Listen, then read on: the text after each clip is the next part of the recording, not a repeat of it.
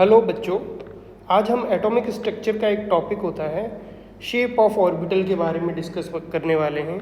तो shape of orbital से maximum possibility किस टाइप के क्वेश्चन आपसे पूछा जा सकता है नीट और जेई में। तो हर एक टाइप की थ्योरी का डिस्कशन करेंगे जो नीट और जेई के एग्ज़ाम के पॉइंट ऑफ व्यू से काफ़ी इंपॉर्टेंट है। ठीक है, तो ऑर्बिटल होता क्या है? तो ऑर्बिटल में be defined as a region. हम एक ऐसा रीजन बोल सकते हैं ऑर्बिटल को जो अराउंड अ न्यूक्लियस के चारों तरफ होता है, जहाँ पे इलेक्ट्रॉन मिलने की प्रोबेबिलिटी क्या होती है? मैक्सिमम होती है।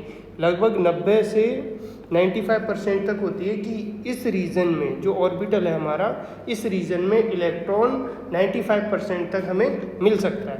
ठीक है, तो सबसे पहले हम बात करते हैं जो हमारी सबसे फर्स्ट ऑर्बिटल है एस ऑर्बिटल।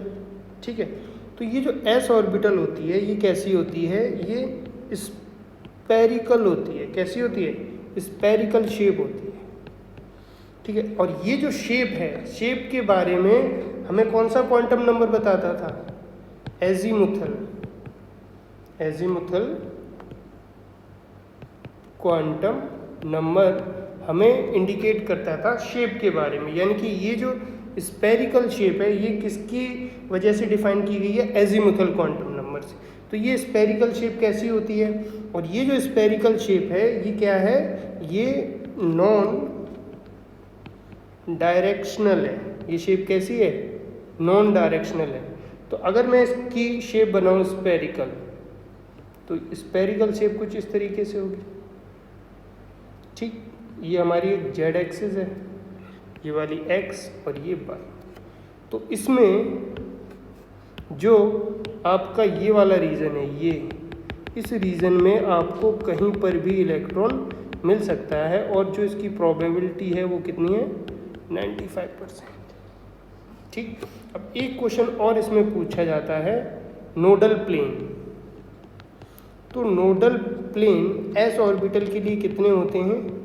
0 होते हैं। तो ये नोडल प्लेन बताता क्या है एक्चुअल में? तो नोडल प्लेन क्या बताता है? तो इसकी जो डेफिनेशन होगी वो क्या होगी? Nodal plane is defined as the plane passing through nucleus at which the probability of finding electron present in that orbital is 0। मतलब नोडल प्लेन एक ऐसा प्लेन है जो न्यूक्लियस से पास होता है और वो ये बताता है कि जो इलेक्ट्रॉन मिलने की प्रोबेबिलिटी है उस नोडल प्लेन में वो कितनी है? 0 है।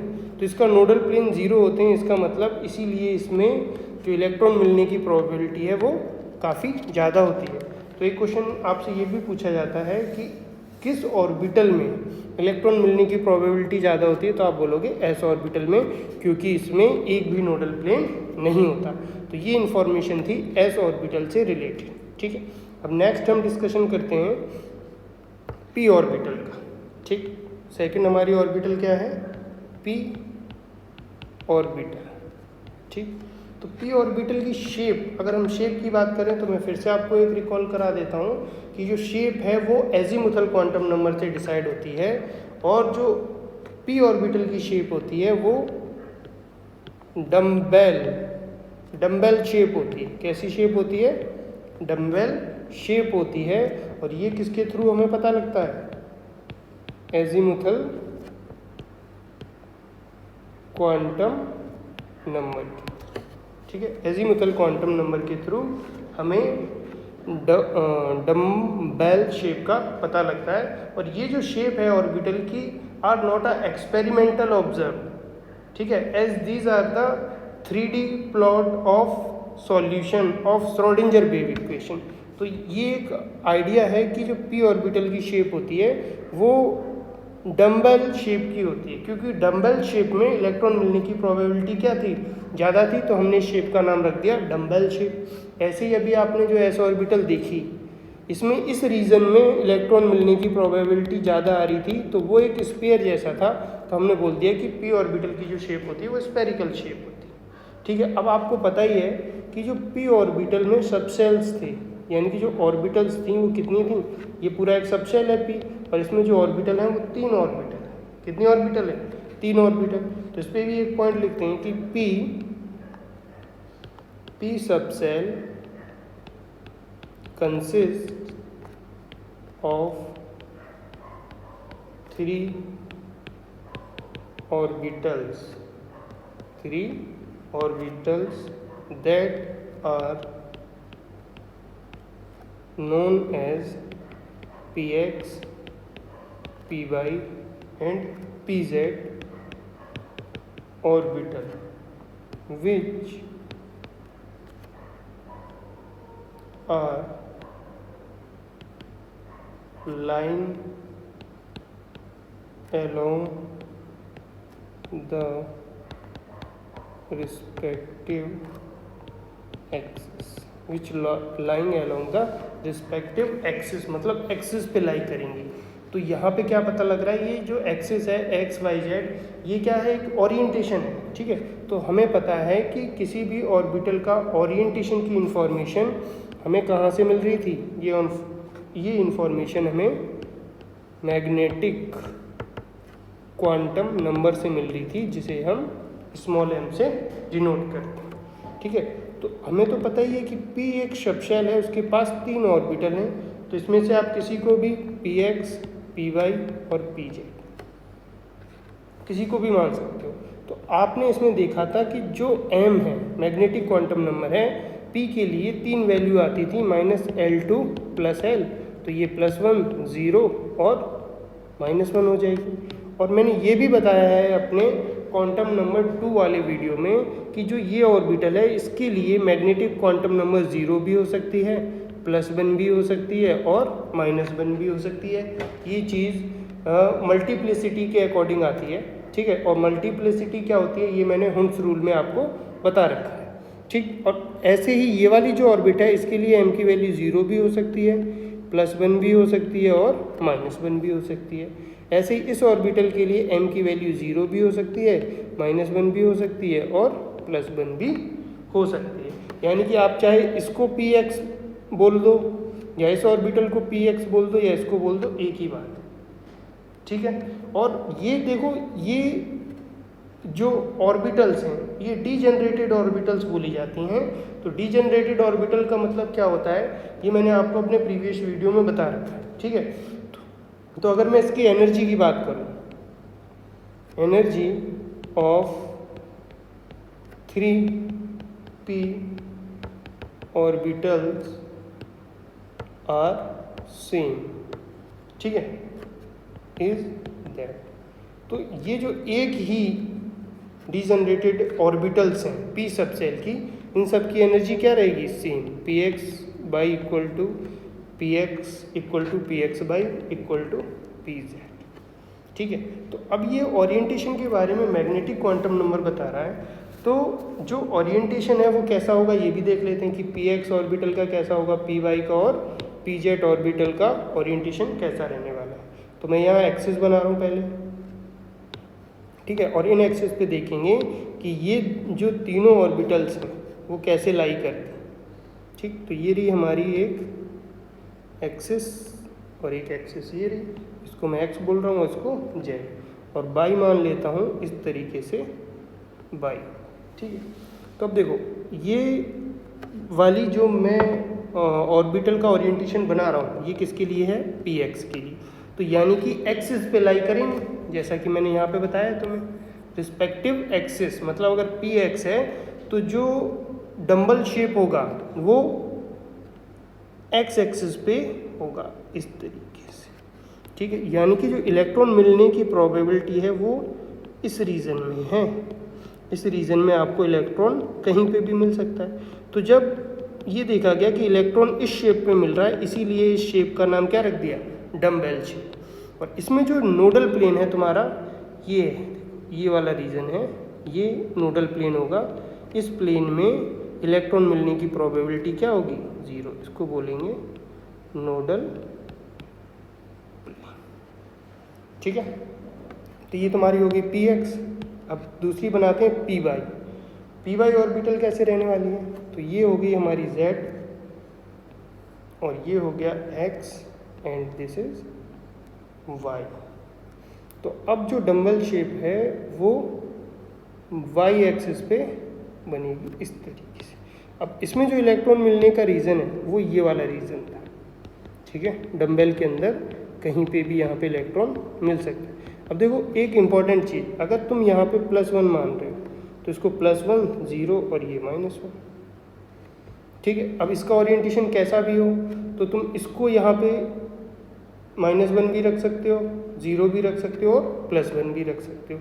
अब देखो इसमें जो नोडल प्लेन है, अब ये तो y एक्सिस पे है, तो अब जो तुम्हारा दूसरा नोडल प्लेन मिलेगा, अब एक्चुअली में ये 2D में है, अगर 3D में तुम देखोगे तो इन दोनों एक्सिस के बीच में एक जगह मिलेगी। ठीक है, यहाँ पे मिलेगा आपको अपना दूसरा नोडल प्लेन। मतलब p ऑर्बिटल में जो नोडल प्लेन का नंबर्स होता है वो सिर्फ एक होता है। इसके बारे में भी अभी हम डिटेल में डिस्कस करने वाले हैं। अब जो हमारी नेक्स्ट ऑर्बिटल है तो ये कौन सी होगी तुम्हारी py। तो p की जो नेक्स्ट ऑर्बिटल है वो कौन सी बची है आपकी, pz। तो ये हो गया हमारा z और ये हो गया x और यहाँ पे y। तो नेक्स्ट जो ऑर्बिटल बनेगी वो इस तरीके से यहाँ पे, और जो इसमें जो ये वाला रीजन है यहाँ पर इलेक्ट्रॉन मिलने की प्रोबेबिलिटी क्या है, बहुत ज़्यादा है। और जो तुम्हारा अब नोडल प्लेन मिलेगा वो ये इस रीजन में मिलेगा। ठीक है, तो इसको तुम क्या बोल दोगे, नोडल प्लेन। ठीक, क्या बोल देंगे, नोडल प्लेन। तो ये जो ओरिएंटेशन है, ओरिएंटेशन ऑफ 3p ऑर्बिटल। ठीक है, ओरिएंटेशन ऑफ 3p ऑर्बिटल ये मैग्नेटिक क्वांटम नंबर से डिसाइड होता है। अब चलो इन सब के नोडल प्लेन के बारे में डिस्कस कर लेते हैं। किसके बारे में डिस्कस करेंगे, नोडल प्लेन। तो ये जो नोडल प्लेन है, ठीक है, तो नोडल प्लेन है तो total number of nodal plane कितने हैं, p ऑर्बिटल में एक नोडल प्लेन है एक एक्सिस के अलावा। ठीक है, तो पहला हो जाएगा तुम्हारा the nodal plane for p orbital is 1। ठीक है, तो अगर मैं pz ऑर्बिटल की बात करूं तो उसमें देखो pz में कौन सा प्लेन है, ये रही तुम्हारी pz ऑर्बिटल। ठीक है, तो इसमें जो प्लेन आ रहा है वो कहाँ पे आ रहा है, x और y के बीच में। तो हम यहाँ पे क्या लिख सकते हैं, देखो x y plane is the nodal plane for pz orbital. ऐसे ही अगर आप पी बाई का देखो, ये रहा पी वाई में कौन सा है, ये वाला z और x। तो यहाँ पे आप लिख सकते हो xz plane is the nodal plane for p y orbital. Third क्या है, yz plane is the nodal plane for px orbital. ठीक है, तो ये सारे हो गए नोडल प्लेन, मतलब वो रीजन जहाँ पे इलेक्ट्रॉन मिलने की प्रोबेबिलिटी क्या है, बिल्कुल 0 है। ठीक है, अब डिस्कस करेंगे हम ओरिएंटेशन और शेप किसके बारे में, डी ऑर्बिटल के बारे में। किसके बारे में डिस्कस करेंगे, डी ऑर्बिटल। ठीक है, तो डी ऑर्बिटल क्या होता है? अब देखो डी ऑर्बिटल तुम्हें पता है, इसमें डी जनरेटेड कितनी ऑर्बिटल्स होती हैं? 5 ऑर्बिटल्स होती हैं। तो इसके बारे में एक पॉइंट्स लिख लेते हैं पहले कि D subshell consist of 5 orbital that are known as dxy, dyz, dxz, dx square, y square and dz। ये पांच ऑर्बिटल आपको देखने को मिलती है। मतलब ये वाली अगर डी जेड स्क्वायर मान रहे हो तो इसको d x square minus y square मानेंगे, और d Y z, d x z, क्योंकि डी जनरेटेड है तो आप कोई सी भी वैल्यू मान सकते हो, क्योंकि एम के लिए जो पॉसिबल 5 वैल्यू आ रही हैं वो ये इसके लिए भी सेम हो सकती हैं, इसके लिए भी सेम हो सकती हैं, इसके लिए भी और इस ऑर्बिटल के लिए भी। तो अगेन मैं बता दूं फिर से आपको, जो शेप है वो एजीमुथल क्वांटम नंबर एल से डिफाइन की गई है। तो इसकी शेप क्या है? यहाँ पे आती है डबल डम्बल शेप। तो ये देखो डबल डम्बल शेप कैसी होती है? इस तरीके से एक लोब इस साइड बनेगा और एक लोब इस साइड, इस तरीके से आपकी डबल डम्बल शेप होती है।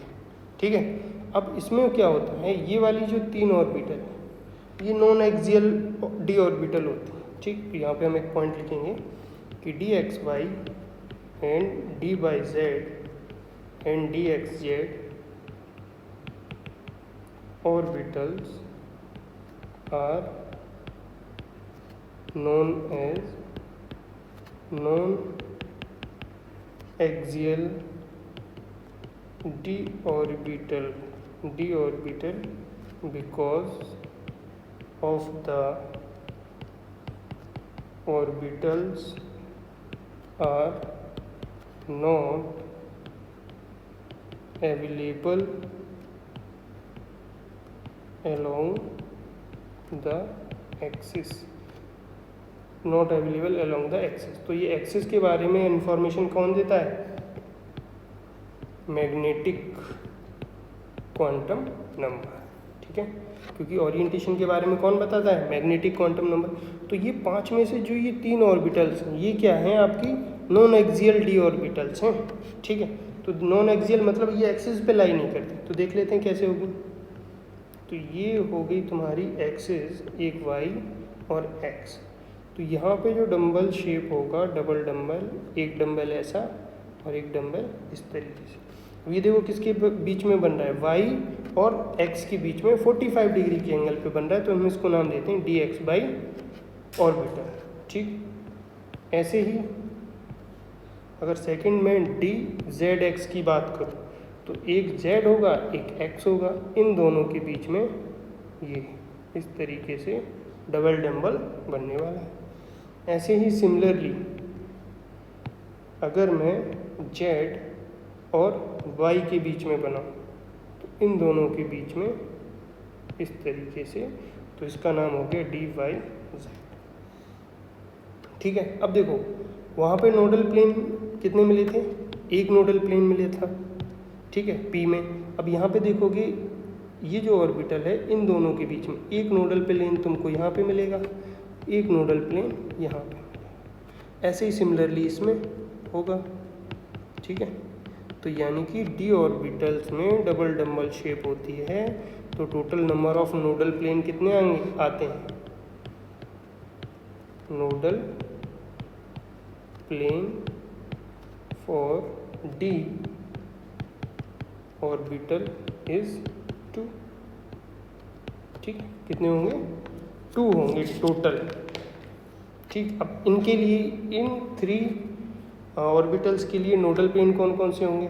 तो देखो अगर मैं बात करूं डी एक्स वाई के लिए, तो इसके लिए एक तो हो गया ये वाला, देखो एक्स, और एक जो बचा हुआ है जेड। ठीक है, और इसके लिए वाई और जेड। तो यहाँ पे मैं एक पॉइंट लिख सकता हूँ कि X Z plane and Y Z plane are the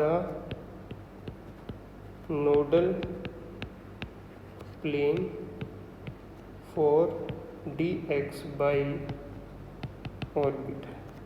ठीक, ऐसे ही X Z plane and X Y plane are the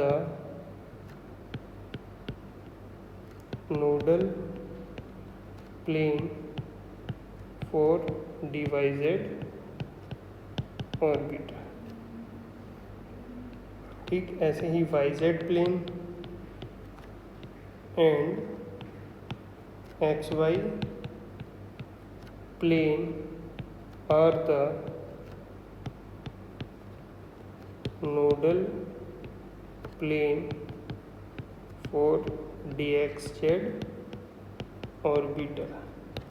ठीक है, तो इन सब के हमने दो दो नोडल प्लेन जो हो सकते हैं डी एक्स वाई ऑर्बिटल के लिए और डी वाई जेड ऑर्बिटल के लिए और डी एक्स जेड ऑर्बिटल के लिए, तो ये तीन ऑर्बिटल की बात कर ली हमने। ठीक है, अब बची हुई जो दो ऑर्बिट हैं उनमें कुछ नया है तो उनको अलग से डिस्कस करेंगे। तो अब तुम्हारा है d x square minus y square orbital और डी जेड स्क्वायर ऑर्बिटल। तो इसमें क्या नया है कि these are known as axial d orbital because the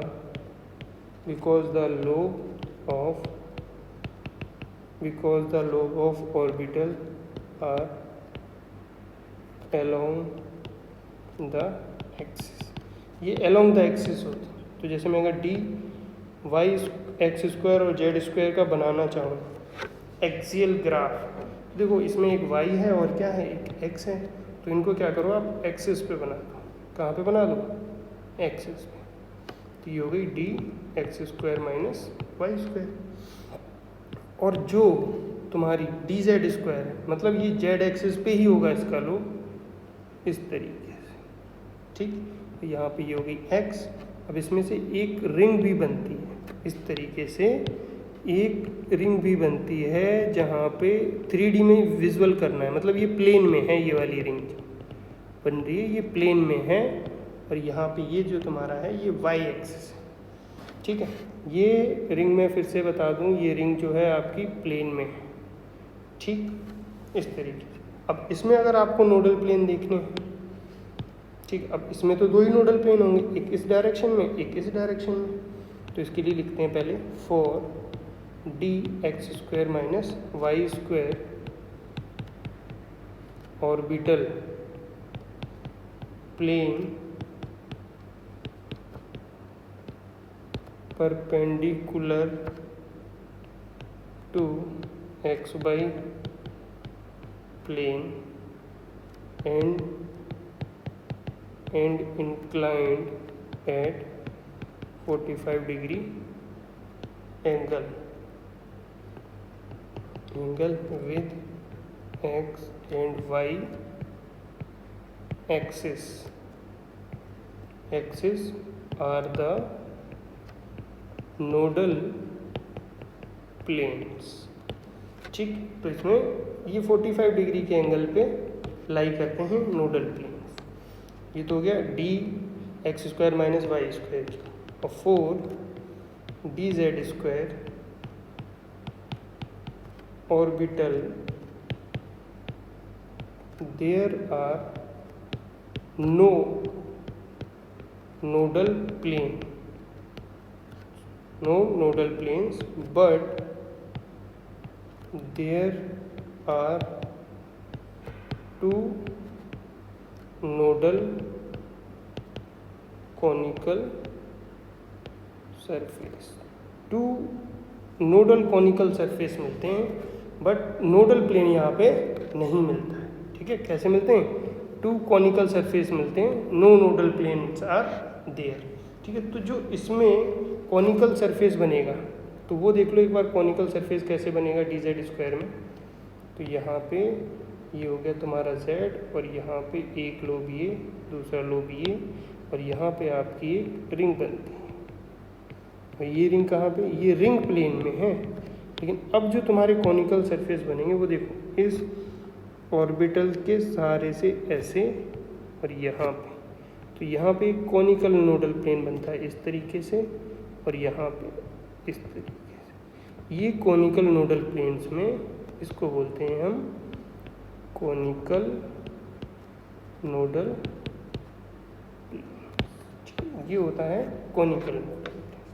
तो आई होप इस वीडियो में आपको शेप ऑफ ऑर्बिटल समझ में आया होगा। तो इसमें वो सारी इन्फॉर्मेशन है जिस पे नीट और जेईई में क्वेश्चन पूछा जा सकता है, ठीक है। इसके बाद हम नेक्स्ट वीडियो में श्रोडिंगर वेव इक्वेशन देखेंगे और देखेंगे उससे हम कैसे और किसी ऑर्बिटल को डिफाइन करते हैं, ठीक है, और उससे रिलेटेड ग्राफ की भी स्टडी